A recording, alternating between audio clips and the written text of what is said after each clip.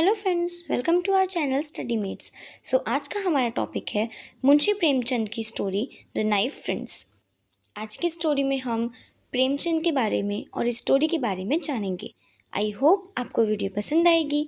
अगर आपको वीडियो पसंद आए तो वीडियो को लाइक एंड चैनल को सब्सक्राइब ज़रूर करिएगा। तो चलिए वीडियो को शुरू करते हैं। मुंशी प्रेमचंद धनपत राय श्रीवास्तव 31 जुलाई 1880 8 October 1936 wrote mainly in Urdu and Hindi, often called Upanyas Samrat, Emperor of Novels, considered of the greatest writers of modern Hindu and Urdu literature, Godan, Gaban, Nirmala and Seva Sadan. So friends, Munshi Premchand का पूरा नाम धनपत राय श्रीवास्तव था, जिनका जन्म 31 जुलाई 1818 में हुआ था और डेथ 8 अक्टूबर 1936 में हुई थी। इन्होंने बहुत सारी लेकिन मेनली हिंदू और उर्दू में ही लिखी हैं। इन्हें उपन्यास सम्राट भी कहा जाता था और ये मॉडर्न हिंदी और उर्दू लिटरेचर के बहुत ही ग्रेटेस्ट राइटर माने जाते थे। इनके फेमस वर्क जैसे गोदान, गबान, निर्मला और सेवा सदन था। अब हम बात करेंगे स्टोरी नाइफ फ्रेंड्स के बारे में। इस स्टोरी में दो बच्चों की कहानी दिखाई गई है जो कि भाई बहन है, केशव और श्यामा। ये दोनों अपने समर्स में हैं और इनकी माँ इनके पास आती है कि चलो बहुत खेलना हो गया, अब सो जाओ, और उन्हें अपने साथ ज़बरदस्ती लेकर जाती है। पर दोनों भाई बहन काफ़ी शरारती थे। माँ के सोने के बाद दोनों उठ करके बाहर चले जाते हैं।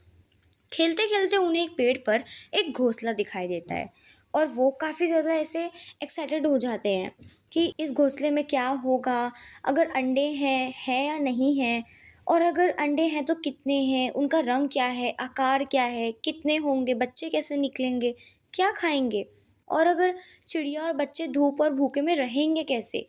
ये सारी अपनी भोली सोच से वो डरने लगते हैं। क्योंकि वो छोटे बच्चे थे तो उन्हें कुछ समझ में आ नहीं रहा था और वो सोचते हैं कि अगर चिड़िया को खाना नहीं मिला तो बच्चे भूख और गर्मी से मर जाएंगे। इसके लिए वो दोनों भाई बहन सोचते हैं कि उन्हें चिड़िया और अंडों की मदद करनी चाहिए। इसलिए वे एक टोकरी को ला करके अंडों के पास रख देते हैं जिससे उन्हें धूप ना लगे। पानी की कटोरी और चावल के दाने भी रख देते हैं ताकि चिड़िया को खाना पीना मिल सके। ये सब कुछ वो तब चुपके से करते हैं जब उनकी माँ सो रही होती है। लेकिन यहाँ पर होता ये है कि जब ये सब कुछ सोचते हैं कि हम ये सब कुछ रख देंगे वहाँ पर, और केशव एक स्टूल के सहारे पेड़ पर चढ़ने की कोशिश करता है और श्यामा नीचे स्टूल को पकड़ कर रखती है, लेकिन उसका ध्यान अंडों पर चला जाता है और उसकी पकड़ ढीली हो जाती है। केशव ऊपर जाकर अंडों पर टोकरी रख देता है, पास में पानी, चावल, ये सब कुछ रख देता है और उसी समय चिड़िया उड़ जाती है। कुछ देर बाद अंडे ज़मीन पर टूटे हुए मिलते हैं जिनसे सफ़ेद और पीला वाला लिक्विड बाहर आने लगता है। यहाँ पर दोनों बच्चों का दिल बहुत टूट जाता है कि ये अंडे टूट कैसे गए। फिर माँ शाम के वक्त उन दोनों को देखती है और पूछती है कि क्या हुआ। फिर वो देखती है टूटे हुए अंडों को तो वो उन्हें गुस्सा करती है कि तुम दोनों ने तो कुछ नहीं किया। श्यामा पहले चुप रहती है लेकिन फिर वो बताने लगती है कि केशव ने अंडों को छू लिया था।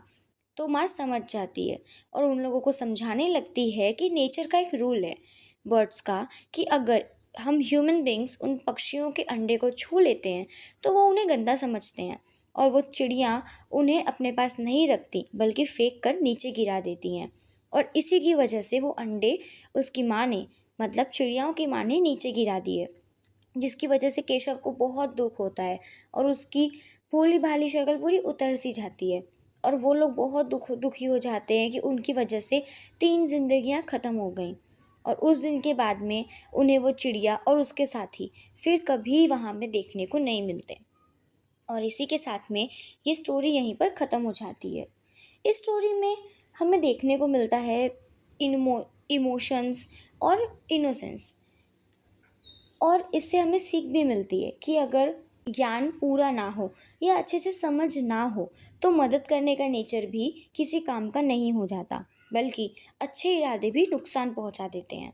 और इसी के साथ हम अपनी आज की वीडियो को यहीं पर ख़त्म करते हैं।